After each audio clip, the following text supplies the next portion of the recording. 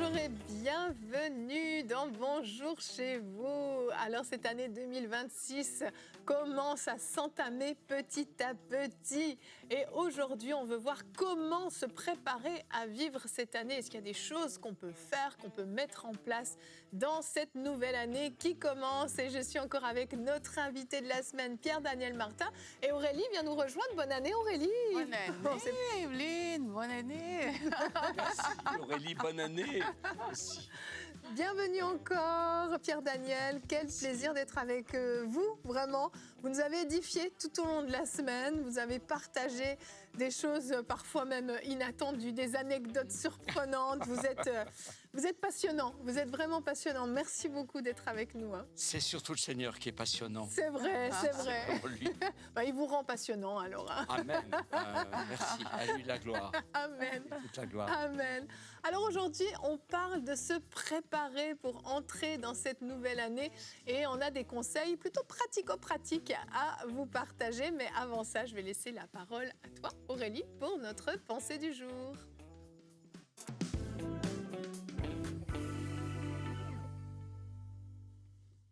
Dans la parole de Dieu, on nous raconte cette parabole où il y a deux maisons.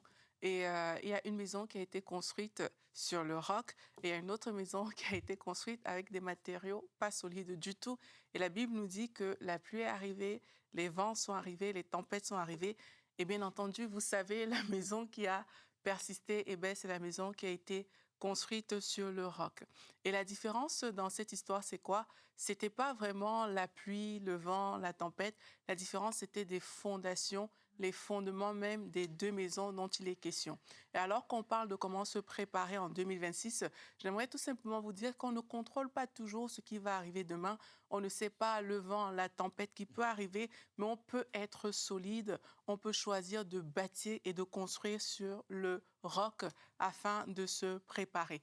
Et lorsqu'on parle de construire sur le roc, le but n'est pas d'être pessimiste en fait et de voir tout d'un mauvais œil, mais en fait le but ici c'est de construire sa foi, bâtir sa foi pour que quel que soit ce qui se présente devant nous, on soit fort, on soit fiable et qu'on puisse être à même de tenir. Et la Bible ne nous appelle pas à avoir peur en fait, mais la Bible nous appelle à la sagesse. La Bible dit l'homme prudent voit le mal et se cache, les simples avancent et sont punis. En fait ici le reproche c'est d'être insouciant. Vous voyez, la Bible ne nous dit pas « vivez dans l'insouciance, advienne que pourra ». Pas du tout. La Bible dit même « veillez ». Prier, la Bible encourage à manifester une certaine sagesse par rapport au temps à venir, à mettre en place des garde-fous qui vont nous aider. Et qu'est-ce qu'il faut faire concrètement? Grandis dans ta relation avec Dieu, mets en place ces choses-là, développe ta foi pour que quel que soit ce qui se passe en 2026, toi, tu puisses être en même de tenir. La Bible nous appelle également à la vigilance et pas à la naïveté. Ce serait naïf de penser que, OK, tout sera forcément parfait et tout, Dieu est avec moi, donc j'ai rien à faire. Ça, c'est faire preuve de naïveté. La Bible nous appelle à la vigilance. Et être vigilant, c'est veiller. Être vigilant, c'est de se tenir dans la foi.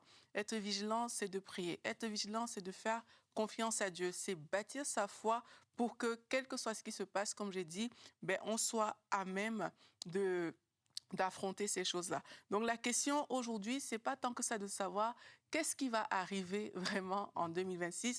La question que je vous encourage à vous poser, c'est de vous dire sur quoi est-ce que j'ai construit? Est-ce que j'ai bâti sur quelque chose de solide pour que, quoi qu'il arrive, je sois prête à affronter? Ou alors, est-ce que j'ai bâti sur quelque chose qui n'est pas solide et si la tempête vient, ça peut m'emporter. Amen, merci beaucoup Aurélie. Et oui, c'est important d'avoir une foi solide, hein. Particulièrement, on parlait hier des temps un peu plus difficiles qu'on risque de devoir traverser. Et on a besoin d'être solide, on a besoin d'avoir une foi forte, mais aussi on a besoin d'avoir une bonne attitude. Quels conseils vous auriez à donner pour nos téléspectateurs qui nous suivent? Mais écoutez Evelyne, je vais vous répondre en rebondissant sur ce que Aurélie vient de nous dire. Deux choses qui me paraissent fondamentales et Aurélie, vous l'avez bien souligné. Veiller et prier. Et quelles sont les fondations? Est-ce que nos fondations sont solides? C'est essentiel pour l'année qui vient. Vous allez dire, c'est pas une bonne attitude d'être ni léger, ni à avoir peur. Et comment? 366 fois, il est écrit dans la Bible, ne crains pas. Mais ce que je propose à ceux qui m'écoutent dans mon réseau de filets du maître, c'est avant de mettre les pieds à terre, il y a une prière qui doit être une position que tout enfant de Dieu devrait avoir sur 4 points. Quand vous Alors, dites avant de mettre les pieds à terre, vous voulez dire avant le de matin, avant le de matin, sortir du lit. Avant de sortir du lit, on a la couverture au niveau du menton, on a les paupières fermées, le réveil vient de sonner, on ouvre une paupière. Et bien, avant d'ouvrir la deuxième paupière, vous avez 30 secondes pour faire une prière. Et cette prière-là, ce que j'appelle la prière au carré, elle doit être le moteur qui doit vous amener à rester dans la présence de Jésus et à le louer et à prier pendant la journée. Cette prière, elle est simple. On doit la donner avec foi. Premier aspect de prière. Invoquez le nom de Jésus. Au nom de Jésus de Nazareth, couvert par le sang de l'agneau, de Jésus-Christ, ma vie est consacrée au Seigneur. Et je consacre cette journée au Seigneur à travers le renouvellement de mon intelligence et le renoncement à ma chair. Seigneur Jésus, glorifie-toi par ta présence, ton amour et ta grâce. Et deuxième aspect, bienvenue Saint-Esprit. Que ton onction fasse de moi le temple du Saint-Esprit et que je libère les dons avec puissance au nom de Jésus. Troisième dimension de la prière, que ta parole vivante et efficace dans la connaissance du Père résonne dans mon cœur et dans mon esprit. Et pour être édifié dans l'assurance de la foi et pour faire ta volonté. Et quatrième dimension de la prière, je brise au nom de Jésus-Christ tous les traits enflammés de l'ennemi, afin que par la communion fraternelle et pour l'amour des âmes perdues, je libère ton autorité pour être un témoin efficace. Que ton règne vienne. Amen. Alors, je regarde un papier devant moi, je le lis. Mais en fait, il ne s'agit pas de la répéter. Il s'agit de l'exprimer. Même avec Quand je prie, j'ai une paupière qui s'ouvre ou c'est ouvert pour voir l'heure, et la deuxième paupière n'est pas encore élevée. Je ne suis pas forcé de dire les 4 points. Ce qui est important, c'est au nom de Jésus, de Nazareth, au nom de Jésus-Christ, et couvert par le sang de l'agneau, je suis consacré et je consacre cette journée. Et le deuxième aspect, bienvenue Saint-Esprit, ton onction, que je libère les dons charismatiques. Et le troisième aspect, que ta parole, par la connaissance du Père, soit vivante et efficace afin de faire ta volonté. Et enfin, quatrièmement, je prie ces traits enflammés de l'ennemi, fais de moi un témoin, que ton règne vienne. Et essayer de garder dans une discipline personnelle pour que tu ne te laisses pas effrayer par les nouvelles, par les événements, par les problèmes économiques, etc. C'est-à-dire que si tu fais régulièrement cette prière, et je dirais, il y en a une que j'aime beaucoup, que Jésus nous a enseignée, c'est le Notre Père. Et j'aime beaucoup terminer ma journée par, avant de m'en donner, Notre Père qui est aux cieux, que ton nom soit sanctifié, que ton règne vienne, que ta volonté soit faite sur la terre comme au ciel. Et donne-nous aujourd'hui notre pain de ce jour. Pardonne-nous nos offenses, comme nous pardonnons aussi à ceux qui nous ont offensés. Ne nous induis pas en tentation, délivre-nous du malin. C'est à toi qu'appartient le règne, la puissance et la gloire. Et je crois que en quelque sorte, encadrer notre journée dans une position avec Dieu. Parce que ce que nous sommes, le contenu de ces prières, nous nous engageons. On s'engage à quoi? Eh bien, à renoncer à la chair, à entrer davantage en communion avec le Père, à laisser le Saint-Esprit un jour agir en nous, à écouter la voix de Dieu, la parole de Dieu. Et on me dit souvent, mais comment je vais entendre la voix de Dieu? Demeure dans sa présence, exerce les dons charismatiques, sois bienveillant avec ton frère, ta sœur. hein. Quand le sacerdoce, on parle souvent de dire, oui, qu'est-ce que c'est que exercer notre sacerdoce? Dans l'exercice du sacerdoce, tu as 4 volets dans la parole. Premier volet, c'est que tu sois un adorateur. Tu recherches sa présence. Le deuxième volet, que tu sois bienveillant. J'appelle le deuxième volet le ministère de la bienveillance, le ministère de la miséricorde. C'est-à-dire, tu es aimable, tu es accueillant, tu écoutes, tu es fraternel. Tu libères les Galates 5,22, les dons charismatiques. Le troisième aspect, c'est tu rencontres des obstacles. Tu vas rencontrer des obstacles. Ils sont inévitables. Exerce ton ministère de délivrance. 2 Corinthiens 5. Nous avons un ministère de réconciliation où Dieu veut libérer la sagesse. Si ton cœur est attaché à la parole de Dieu, si tu es en communion avec le Seigneur par le Saint-Esprit, tu es obligé d'être prophétique. Tu vas recevoir des songes. Tu n'as pas besoin de chercher la prophétie. Tu cherches sa présence. Tu cherches le Seigneur de la prophétie. Amen. Et ce qui est important, le 4e volet de notre sacerdoce, c'est bien entendu l'intercession. Eh bien, j'aime cette parole que le Seigneur a donnée à Gédéon. Marche avec la force que tu as. Marche avec la force que tu as. Et toi, tu te dis, waouh, j'ai des problèmes économiques, j'ai des conflits avec ma famille, je suis en souci pour trouver un travail. Marche, même le peu de fois, la veuve du temps d'Élisée, elle avait si peu de farine. Et pourtant, elle avait si peu de farine. C'est là. C'est quand nous voyons dans le visible que l'impossible est là aux yeux des hommes, que le possible de Dieu nous rejoint. Amen. Amen. Amen. Si je résume ce que vous partagez, il y a cette dimension de prière et de communion qui revient quand même par l'adoration, par peu importe la façon dont on le fait. Mais je pense, en vous écoutant, que cette année 2026, le meilleur moyen de s'y préparer, c'est d'être vraiment attaché au Seigneur. Aurélie parlait de la fondation, d'être solide, bâti sur le roc, d'avoir une foi solide. Et quel meilleur moyen que de bâtir notre foi, que d'aller à celui qui est la source de notre foi. Cette communion, elle est non négociable, encore plus cette année. Un de mes amis prophètes suisses, Martin Charton, a eu un songe.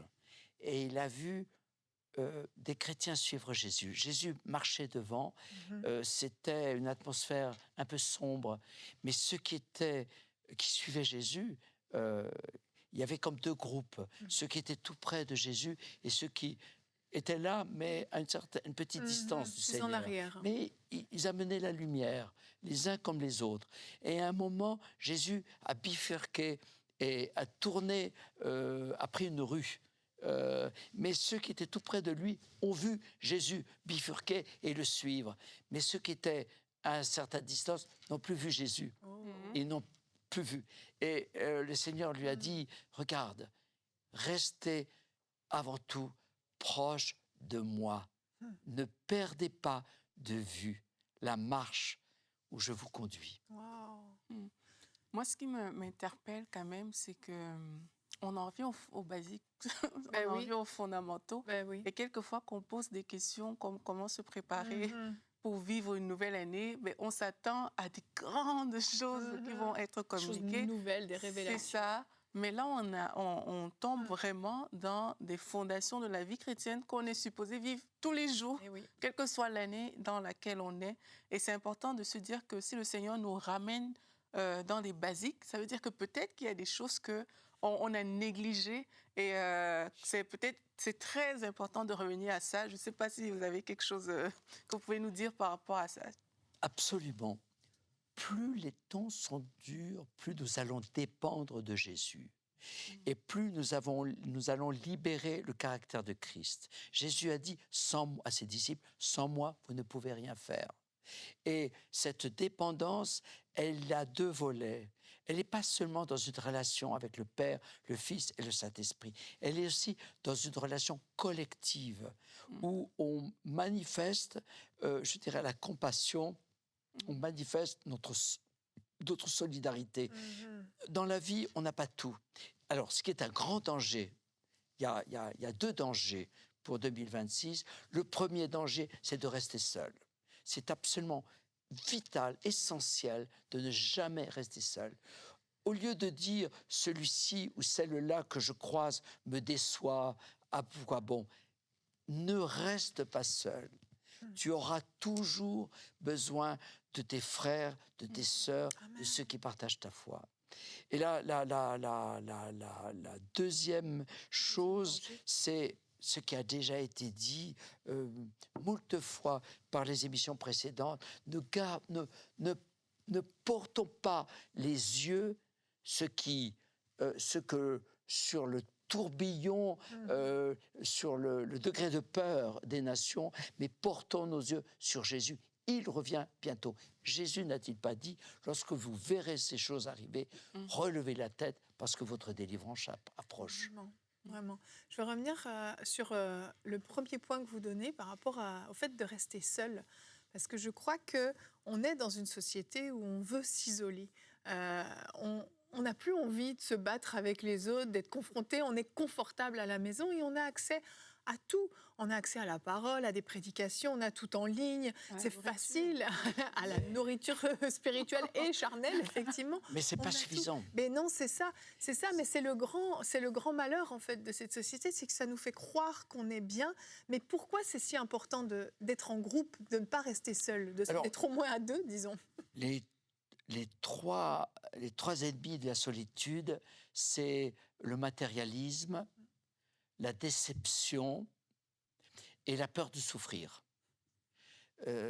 C'est vraiment ce qui nourrit la solitude. Alors, attention, il y a des solitudes qui sont bien plus profondes que ça, parce que ceux qui nous écoutent sont parfois assis, ne peuvent pas se déplacer.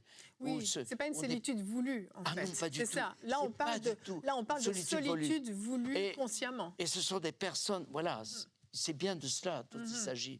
Mais même cela, parfois, c'est pas forcément des chrétiens qui vont venir nous consoler ou qui viennent nous enrichir. Il y a aussi des gens qui ont vraiment un cœur de compassion et qui peuvent être, pour des chrétiens, des exemples. Il ne faut pas oublier ça. Et heureusement, il y en a. Des gens qui ont un cœur droit, qui ont un amour de la vérité et qui ont de la compassion. Oui. Mais le Seigneur ne nous laissera jamais dans la solitude. C'est ça que j'entends. Même quand on passe par des moments de solitude, nous ne sommes pas appelés à demeurer dans la solitude. Ça, je l'ai expérimenté. On peut passer par des temps où on est contraint, obligé d'être seul, mais c'est pas ça. Oui. C'est pas le projet, le plan de Dieu. Et puis alors, l'autre chose, c'est, je dirais, c'est l'intimité avec Dieu. L'intimité avec Dieu, on la partage avec les autres. Il faut bien comprendre une chose, nous sommes tous des êtres différents. Et on voit toujours les choses sous des perspectives différentes. C'est pour ça que la communion fraternelle nourrit merveilleusement notre foi, notre espérance. Et je dirais, eh bien oui, on n'est pas tout seul. C'est pas le fait d'être tout seul parce qu'on est avec quelqu'un dans une pièce et on partage. On n'est pas tout seul dans des aspirations profondes. On désire profondément, on désire tous voir un monde nouveau qui se lève, comme Jésus nous l'a promis. L'Évangile, c'est une bonne nouvelle. Et dans ces temps que nous vivons, qui sont extraordinaires, eh bien, crois-tu à cette bonne nouvelle, pas seulement pour toi ou pour ton salut, pas seulement pour ton entourage, pour le monde. Ce que j'entends aussi quand vous parlez, c'est aussi quelque part une question de priorité, hein, dans le sens que c'est comme s'il faut réaligner les choses.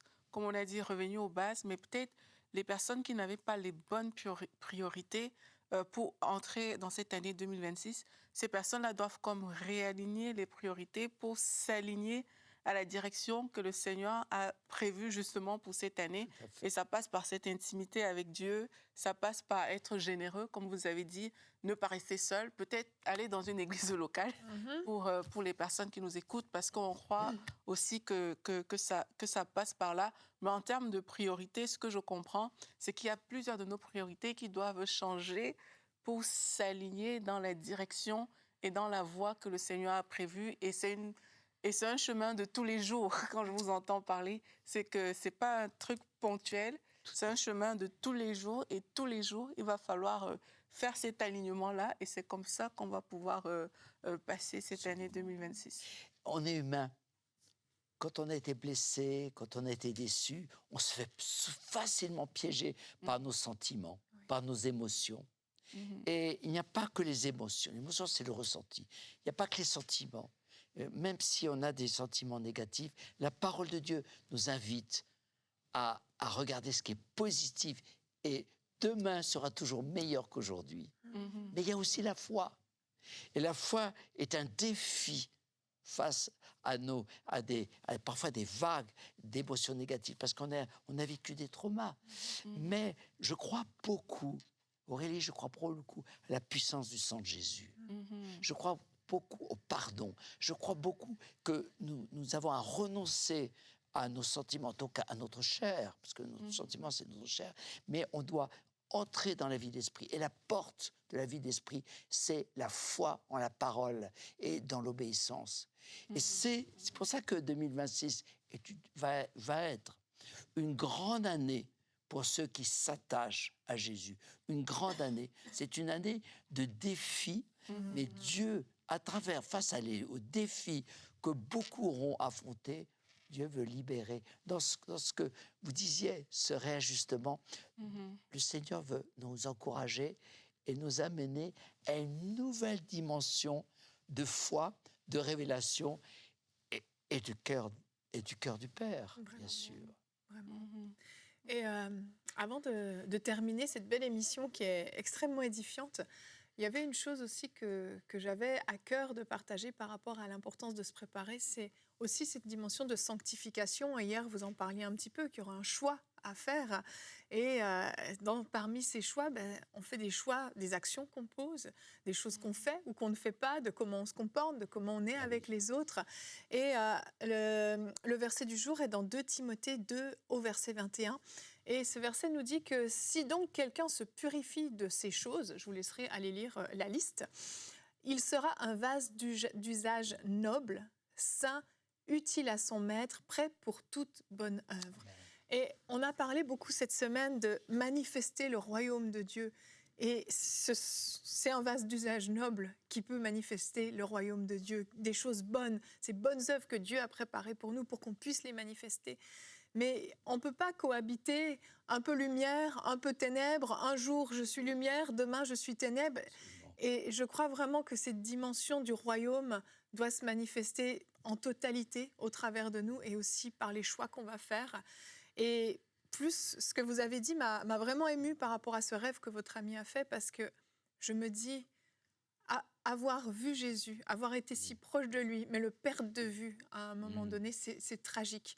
C'est tragique. Ne pas l'avoir vu, c'est tragique aussi, mais l'avoir vu et l'avoir perdu de vue, parce que peut-être c'était trop difficile, peut-être ça coûtait trop, peut-être j'avais pas envie de renoncer à telle ou telle chose, c'est une tragédie. Et je me dis que ce soit pas notre partage en 2026, vraiment, vraiment que ce ne soit pas notre partage. Avant de nous quitter, est-ce que vous voulez bien prier pour les téléspectateurs, pour cette nouvelle année qui est devant eux? Seigneur, cette nouvelle année, nous voulons la porter avec espérance, avec foi. Seigneur, nous voulons que nos cœurs soient disposés à affronter les défis avec courage et à relever la tête. Parce que c'est toi qui as le dernier mot, Seigneur. Tu n'abandonneras pas tes bien-aimés. Et Seigneur, tu nous apprends dans ta parole que faire avancer le royaume de Dieu, ce n'est pas, Seigneur, par des grandes choses, mais c'est en étant fidèle dans les petites choses. Un sourire, une bienveillance, prendre quelqu'un dans ses bras pour le consoler, le rassurer. Et veiller, Seigneur, dans cette confiance que, Seigneur, tout est possible pour celui qui croit. Je te bénis, Seigneur. Tu as vaincu le monde et tu nous apprends à libérer ta lumière. Alors, apprends-nous à t'aimer davantage, Jésus, afin que tu règnes dans chacune de nos vies. Amen. Amen. Amen. Pierre Daniel, merci infiniment d'être venu sur le plateau de Bonjour chez vous. C'était un privilège vraiment de vous avoir avec tout ce que vous êtes et toute la richesse que vous avez apportée. Vraiment, merci. C'était une grande bénédiction. Et puis, on vous souhaite une très bonne année 2026. Pas seulement à vous, mais à vous aussi qui nous suivez. Très bonne année 2026. Que le Seigneur vous bénisse cette année, qu'il prenne soin de vous et que vous puissiez vous souvenir de cette importance de cultiver cette intimité. Ne perdez pas de vue le Seigneur Jésus. Restez proche de lui, proche de son cœur. C'est vraiment notre prière pour vous. Je vous souhaite un très bon week-end. On se retrouve la semaine prochaine pour de nouvelles émissions de Bonjour chez vous. On ne vous quitte pas en 2026. Soyez bénis. Merci.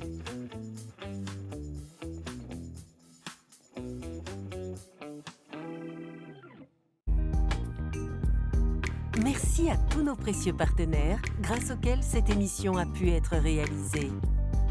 Vous aussi, rejoignez la grande famille des partenaires d'EMCI TV en faisant un don sur emcitv.com/don.